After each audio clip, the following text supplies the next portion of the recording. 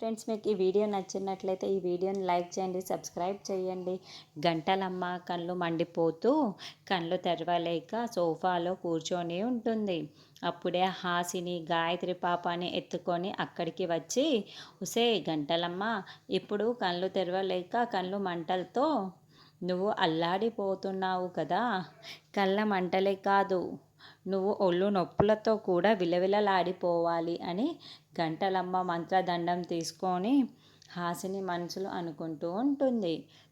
తాంత్రిక విద్యలతో నువ్వు అది ఇది చేస్తూ లేనిపోనివన్నీ కూడా సృష్టిస్తున్నావు కదా.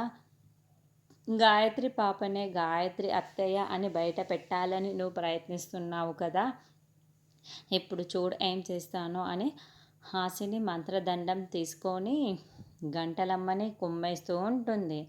అయ్యో, ఎవరైనా నన్ను కొడుతున్నది, అయ్యో నేను దెబ్బలకి తట్టుకోలేకపోతున్నాను, నా మంత్రదండంతో నన్నే కొడుతున్నారా, ఎవరైనా వచ్చి కాపాడండి. ఎవరు? ఈ గాయత్రి పాపే కదా నన్ను కొట్టేది, ఎవరు నన్ను కొట్టేది అని గంటలమ్మ విలవిలలాడిపోతూ ఉంటుంది. అయితే హాసిని వదలకుండా అలా కుమ్మేస్తూ ఉంటే గాయత్రి పాప పక్కనే నిల్చొని అలాగే చూస్తూ ఉంటుంది. అలా హాసిని బాగా కుమ్మేసిన తర్వాత, ఎవరు రాకముందే నేను మెల్లగా ఇక్కడి నుండి వెళ్ళిపోవాలి అని మంత్రదండాన్ని ఇక్కడ పెట్టేసి గాయత్రి పాపని ఎత్తుకొని ఏమీ తెలియనట్లు అందరూ వచ్చిన తర్వాత నేను ఇక్కడికి వస్తాను అని మెల్లగా హాసిని గాయత్రి పాపని ఎత్తుకొని అక్కడి నుంచి జారుకుంటూ ఉంటుంది.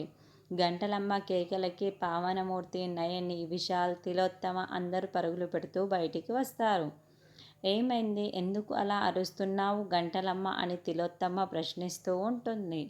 నన్ను కొట్టారు మంత్రదండంతో, నా మంత్రదండంతో నన్నే కొట్టారు ఇంక అని గంటలమ్మ చెబుతుంది. అప్పుడే హాసిని గాయత్రి పాపని ఎత్తుకొని అక్కడికి వస్తుంది. ఏంటి, గాయత్రి పాప నిన్ను మంత్రదండంతో కొట్టిందా? నేను గాయత్రి పాప ఇందాక నుంచి అక్కడ ఆడుకుంటున్నాము.